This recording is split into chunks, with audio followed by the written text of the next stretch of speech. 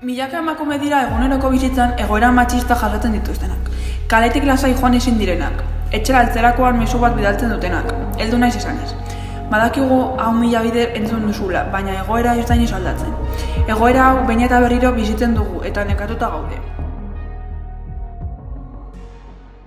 La verdad también es que me ha silbado y me han gritado cosas por la calle. Pasamintzen banku baten aurretik zagoela jente nausixia eta banako kamiseta bat zagoela más eskotia. Eta entzun hauen bauren artean konversazio bat esaten aberraran horien alako eskotiakin eta sentitu ditzen bastante inkomodo. Bai, joan nintzen arrasateko kale batetik bakarrik, esan arratzateko hirurak, eta esan tipo bat txistuka, eta esaten goa, panasoke, eta ditu behar izanatzen dira bai, esaten ama eta horren izke pasetan da bilau, eta persona kriston bitu da. Bai, oianean kaletik jentiak kotxean pasatzen danean eta deitan eto. Momentukoa, baina kostan jaten asimilazio.